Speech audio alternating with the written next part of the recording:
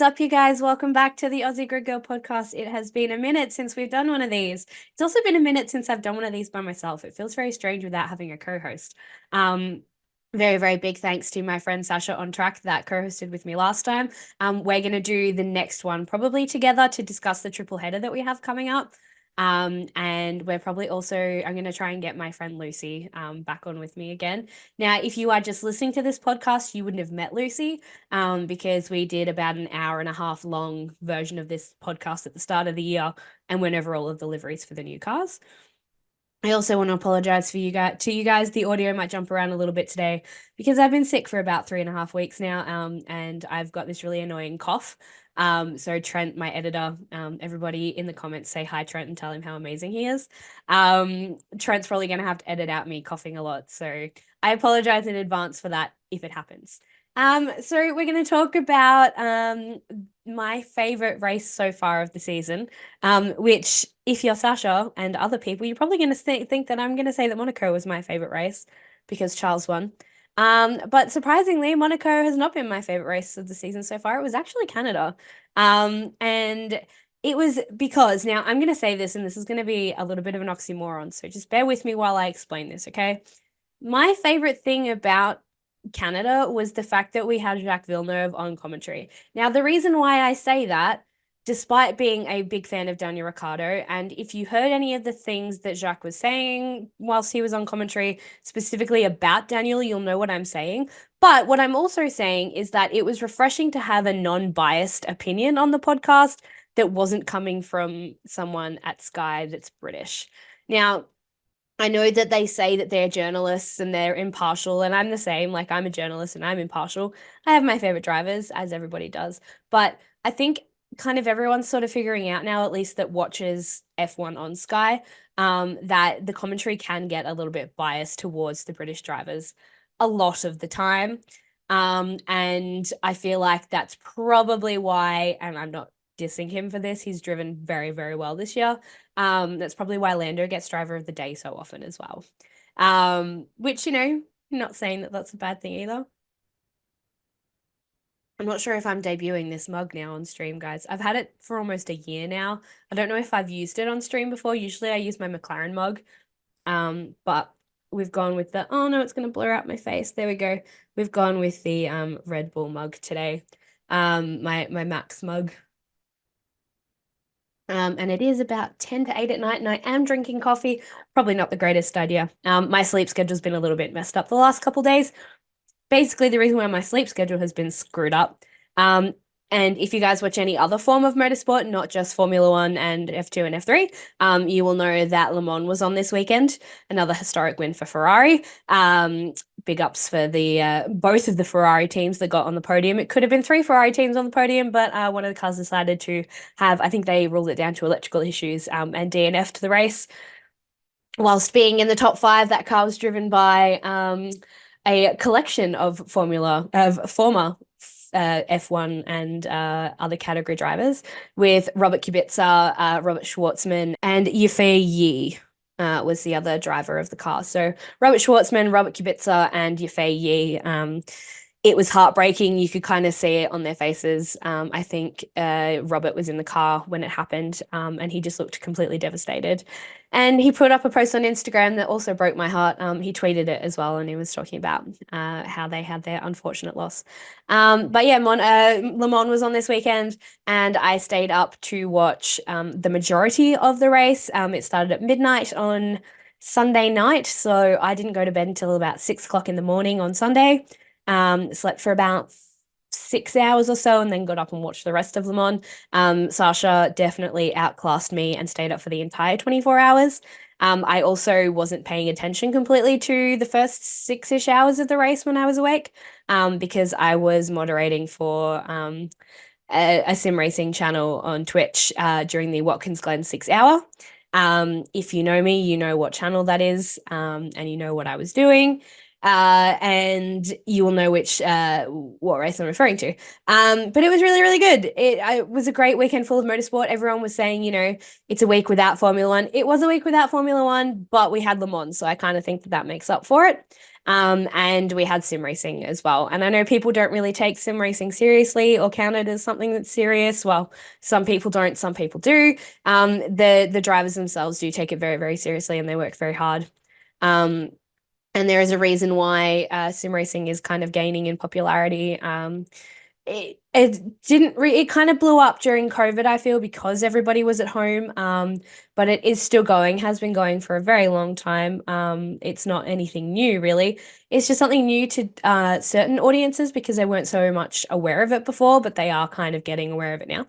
And as much as I could go on a tangent about Le Mans and sim racing, I might leave another edition of the podcast at the end of the year and we'll do a big wrap up of other motorsports events that happen, such as the Endurance Championship and the Indy 500 and IndyCar and all that sort of stuff.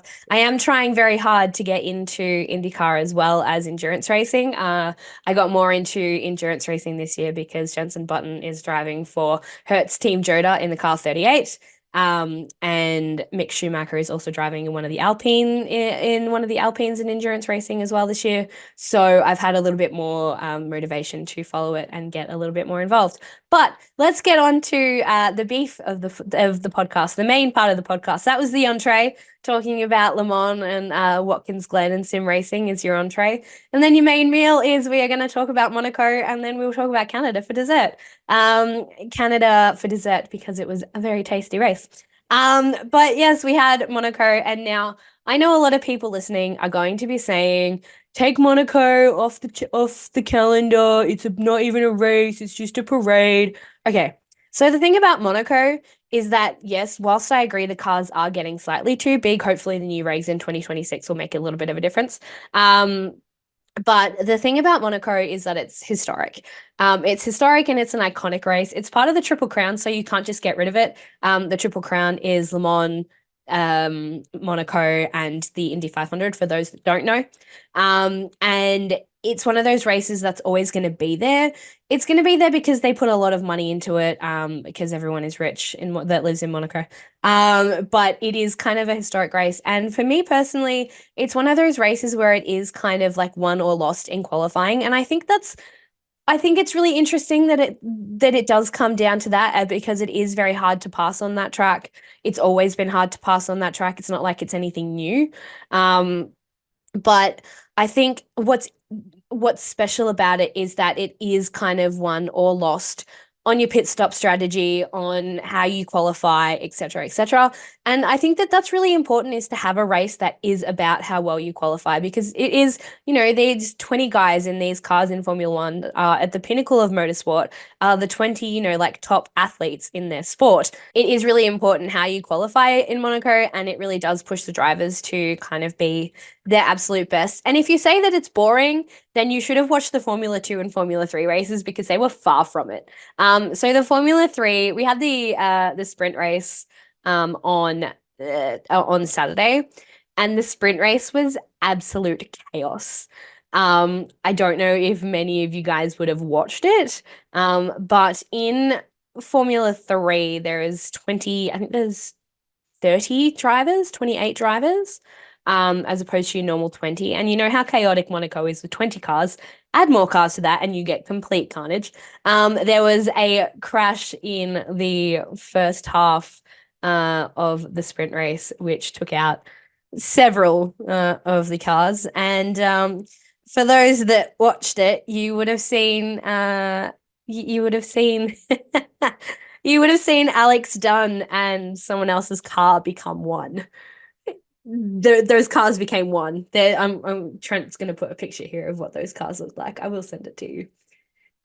Because they crashed, and that's kind of how it went. And they got concertinaed together. I think there's about 5 cars that were involved in this crash. Christian Mansell was one of the drivers that got taken out.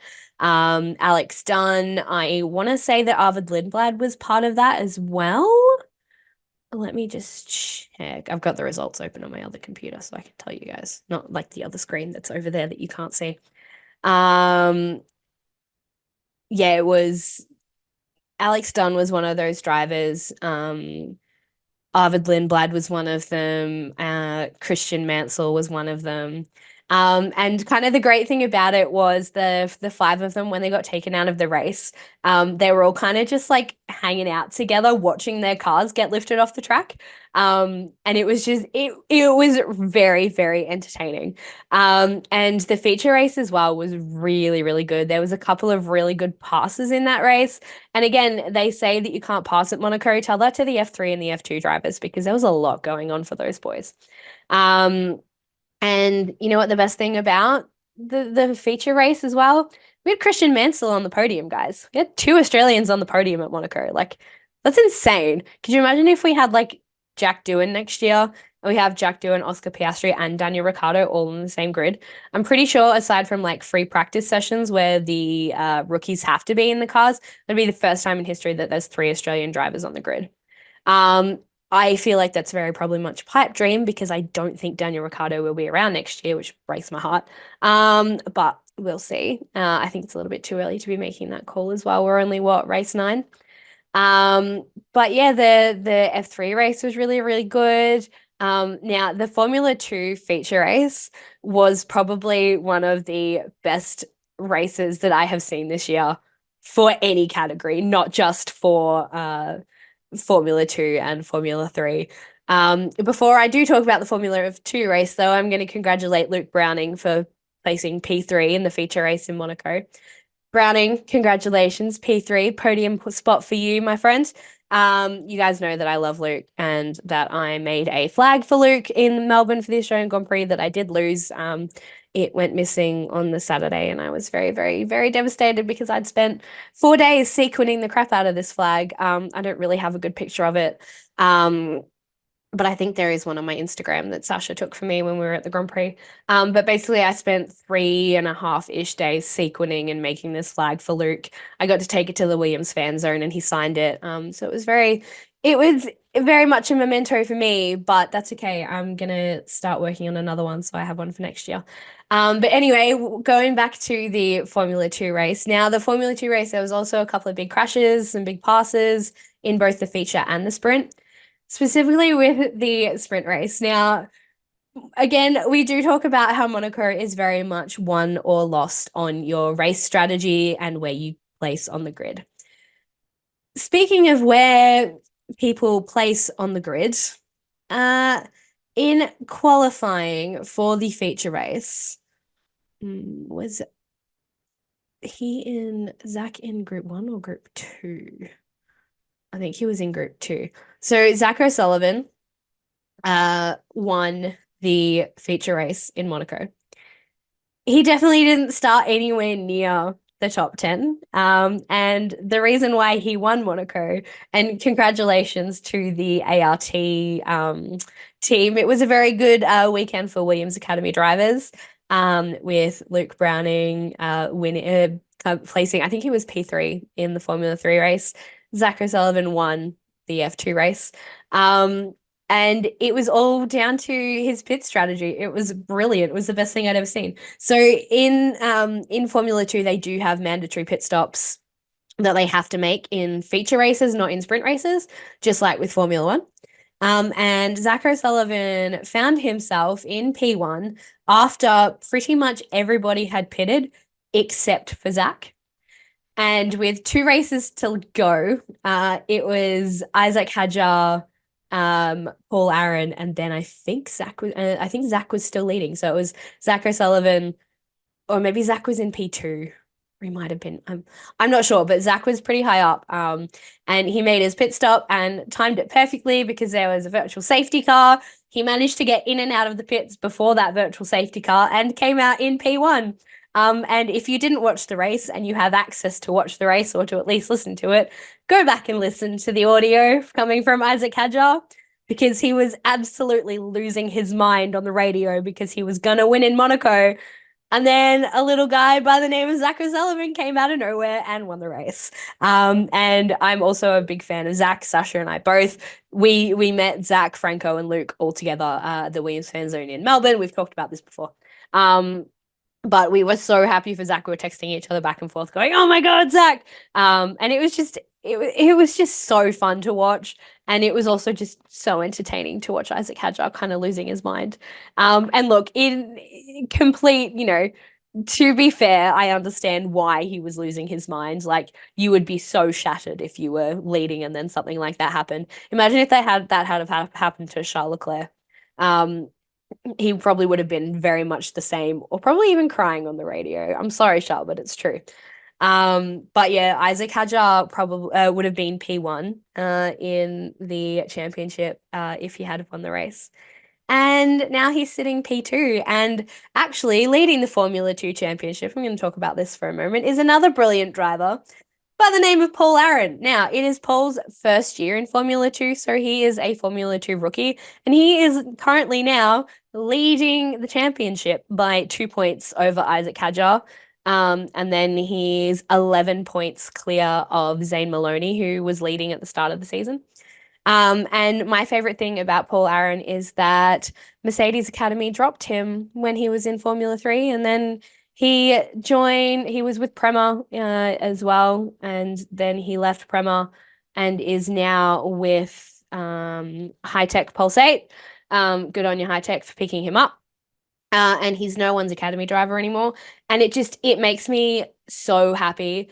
And it also makes me laugh about the fact that he is now leading the championship, and the other driver who, everyone keeps saying is the second coming of Max Verstappen, and who the FIA pretty much just changed the rules for about your super license being able to get it while you're 17, mostly because of Andrea Kimi Antonelli. And Kimi Antonelli, I mean, he's P6 in the championship right now. He's only 8 points clear of Zach O'Sullivan, and he's 2 points behind Gabby Bortoletto, who is in P5. Shout out Gabby, we love him too. And it makes me laugh that, Paul has been really, really consistent this year.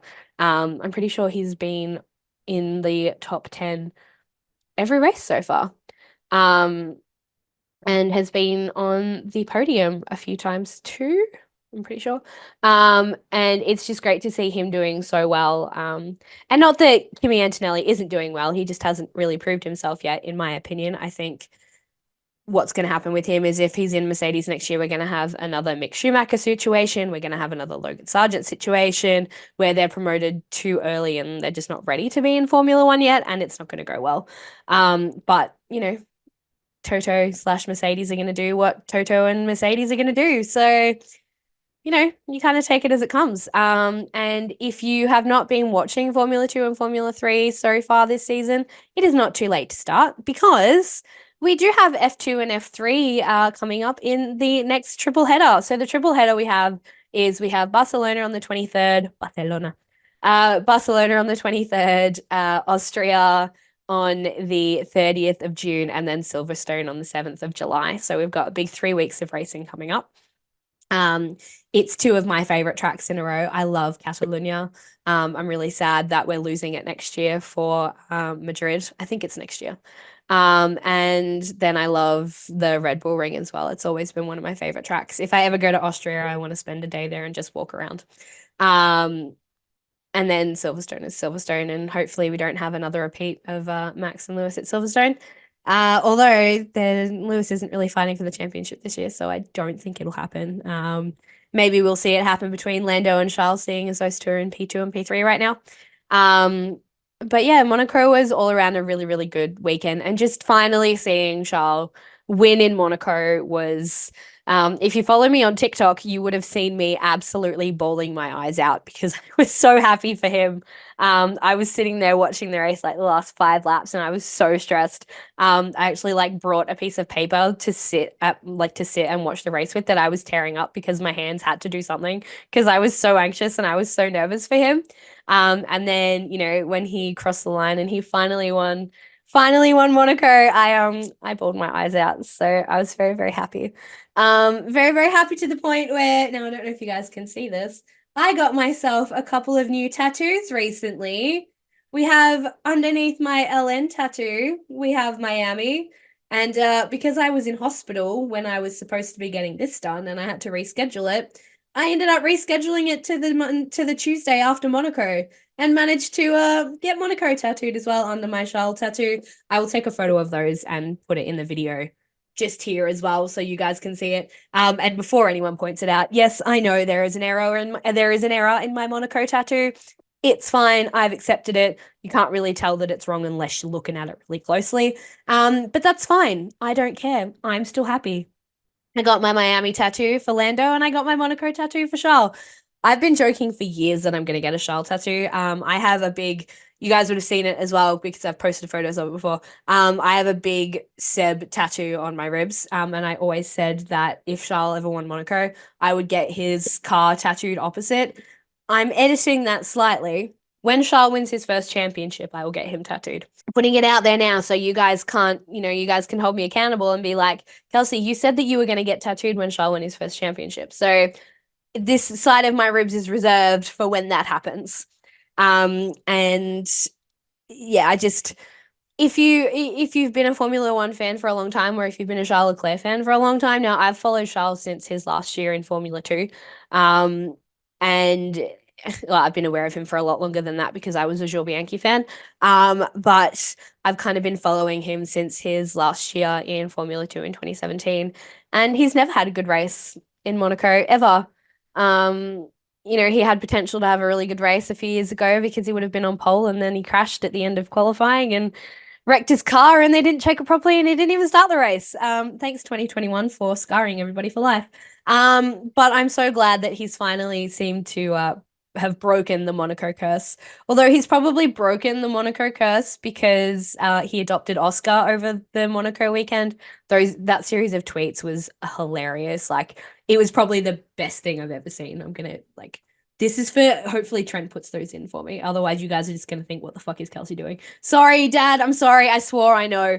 But those tweets were very, very, very entertaining with him, saying he was looking for his Monegasque roots and that Charles was going to adopt him, and then his mum and her kind of interactions with it and with Yuki as well were mildly and wildly entertaining. But yeah, that's the main meal of the podcast. How are we doing, guys? I'm surprised I haven't coughed more. I think I tend to cough more when I'm talking, which is weird because I've been talking for like 25, 30 minutes now. And I still sound okay. I haven't coughed much. I do sound a little bit congested. It's because my nose is blocked. But yeah, so I hope you guys have enjoyed the entree and the main meal so far of the podcast. And now we get to the dessert. Now, the reason why Canada was my favorite race of the season so far, despite Lando's Miami win and Charles's Monaco win and Lando and Carlos being on the podium together in Australia with Charles. It was just an entertaining race overall. Had we had maybe one or two more laps, we might have ended up with a Lando Norris win again. And we could have also ended up with a George Russell win. It was very, very close between the top five for most of the race. So the top five were Max, Lando, George, Lewis, and Oscar. And Mercedes kind of said to George and Lewis, they were like, go for it, boys. You can fight it out. We don't care. And sort of let them go at it. And there was a lot of back and forth between them. Oscar was doing so well. And then he had a couple of issues and was kind of managing an issue towards the end of the race. So he only ended up in P5 and he was like 10 seconds behind Lewis. But the gap between Max, Lando, and George was very, very minimal. And it was just a really good race. I personally love it when it's wet. Wet racing entertains me so much more. There's certain drivers that I feel like excel a lot in the wet. Lando is definitely one of those. I feel like Oscar is getting really, really good at driving in the wet as well. And it was almost double points for RB in Canada as well. Yuki was P14. Yuki was doing really, really well for most of the race. And it was a weird race because we had like 5 cars DNF. And the weirdest thing about the race itself was that we went from this amazing high of Ferrari in Monaco with both, with Charles winning the race and Carlos being P3. Like we had this massive high for Ferrari, and then Ferrari'd, and neither of them finished the race. Like, neither of them finished the race in Canada. Ferrari'd and did what Ferrari does. Don't even get me started on the tire strategy for Charles Leclerc in Canada. Ferrari'd, guys. They did what Ferrari do best and Ferrari'd. And then Carlos did a really, really good job of taking him and Alex out of the race. So thanks for that, mate. Thanks.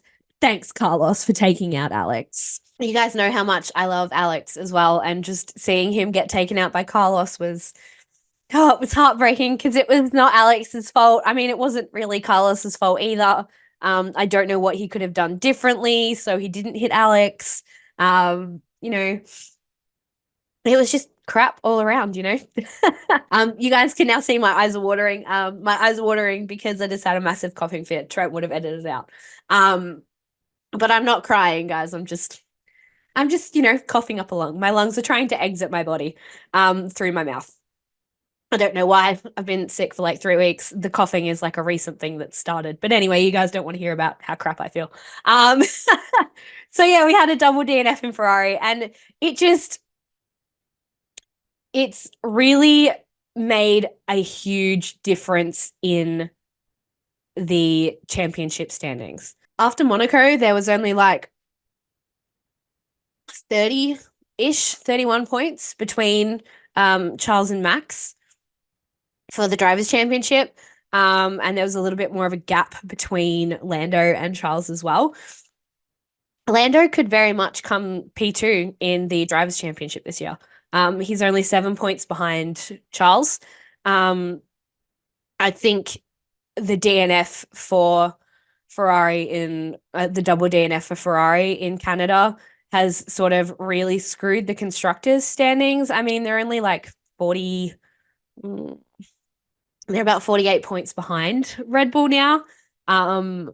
If they keep getting double points for the rest of the season, it could get very interesting, especially if Max is continuously the only Red Bull driver to finish races. That's the other ironic thing, is that Checo was announced with the 2-year contract extension, and then Monaco, he had his crash. Well, it wasn't really his fault, but got taken out by Kevin Magnussen, and they'd collected Nico Hulkenberg in that crash as well. I will come back and talk about that in a second.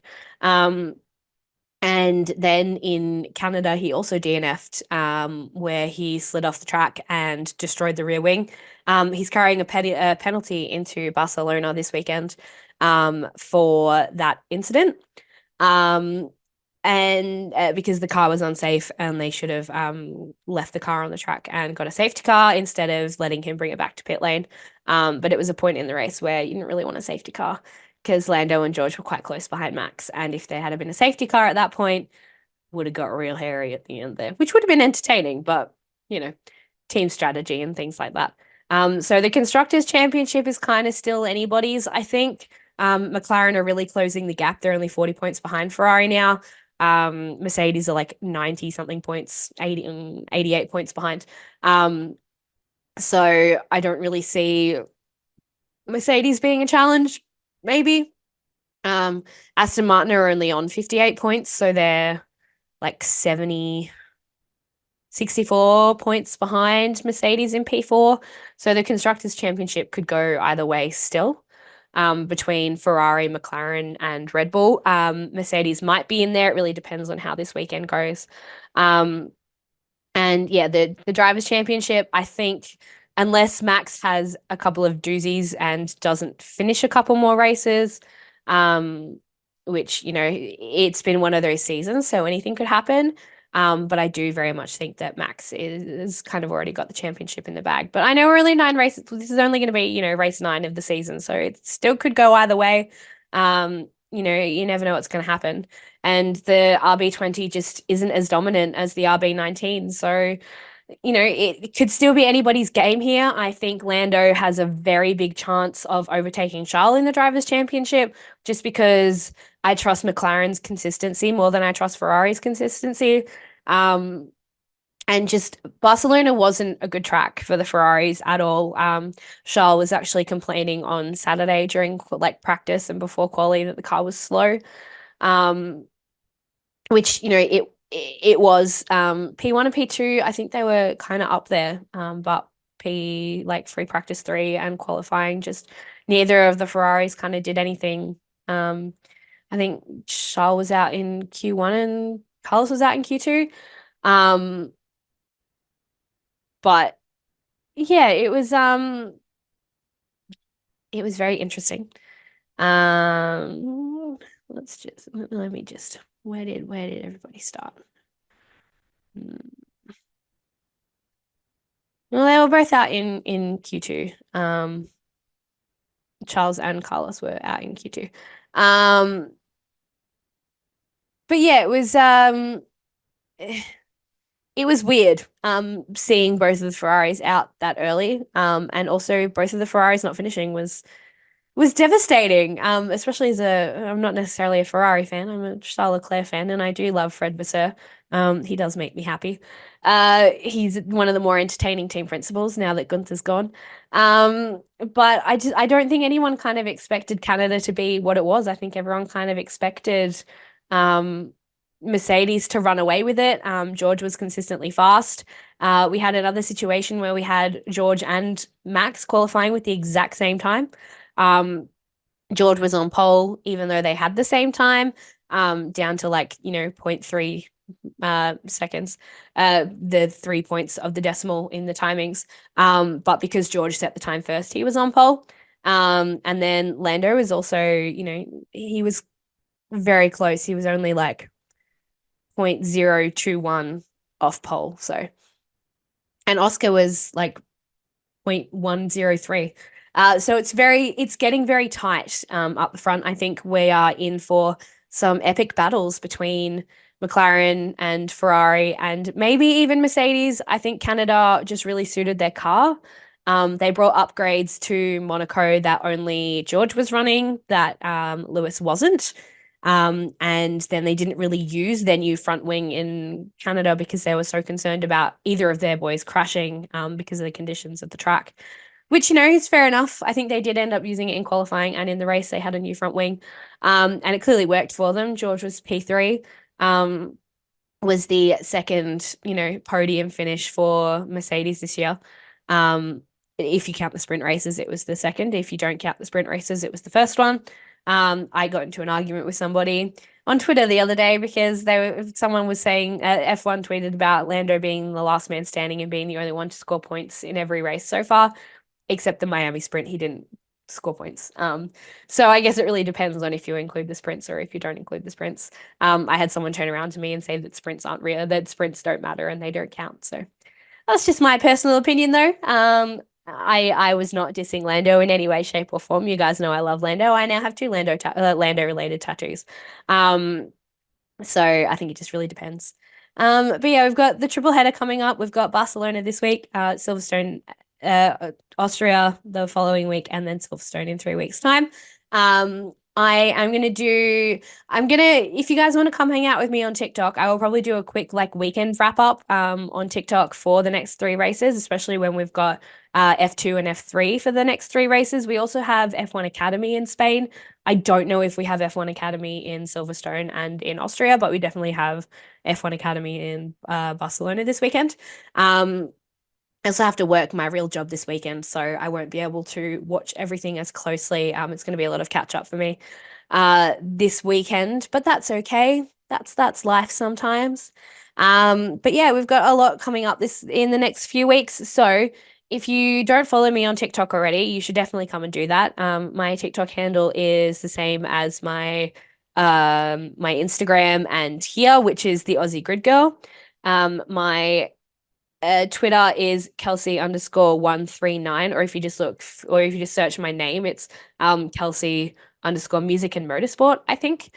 Or if you come hang out with me over on Twitch, which I'm going to stream a couple of times probably, and I always talk about racing. I'm going to try and start streaming F1 on Twitch, but because I don't have a steering wheel and can only do it with a controller, I get really frustrated. So maybe we will leave it at that. But I do stream on Twitch. I'm just getting back into it now. I'm going to try and stream 3 nights a week. So if you guys want to come hang out with me on Twitch, you are more than welcome to do so. My handle is Kelsey_the caffeine queen. At least that's what it is currently. I am going to change it to something. I don't know what I'm going to change it to yet. I don't know what I should change it to, but if you guys have any suggestions, please feel free to drop them down. I can't change it to the Aussie Grid Girl because of the channels that I moderate for. I moderate for one of my best friends. I moderate for a sim racing team. And then I stream myself. So I can't change it to the Aussie Grid Girl, but I'm going to change it to something. I just don't know what that something is going to be yet. But yeah, if you don't follow me on any of my socials, you definitely should come and do that, please. I would love that. Interact with me on socials, comment on my TikTok videos. If you guys have any questions, you can leave them below. I will also have all my social links in the description box as well. And you guys are more than welcome to come hang out with me, yell at me on Instagram, yell at me on Twitter, yell at me on TikTok, comment on my videos, interact with me, say hi to me. If you have any questions, feel free to ask me questions. If you have anything you want to like interact with, any feedback you have for me, any ideas for things that we can do on podcasts, feel free. I absolutely love interacting with you guys and getting to know you. I will see you guys again in about a month because I won't be able to podcast in between the next 3 races because it's just going to be too busy and too tight together. I'm also launching 3 events in 2 weeks for work, so I'm really, really busy. But we will be back soon after the triple header. For the time being, look after yourselves, guys. Look after your friends, look after your family, tell them you love them, tell your friends you love them. Or don't. It's up to you. You don't have to listen to me. I can't tell you what to do. Thank you guys for hanging out with me on the podcast. I will hopefully have 2 very special guests with me for a catch up of the triple header. I hope you guys have a lovely rest of your morning, rest of your evening, rest of your day, depending on when you are listening to or watching this video. I love you all very much and I appreciate every interaction that I do get. Have a lovely night, guys, and I'll talk to you soon.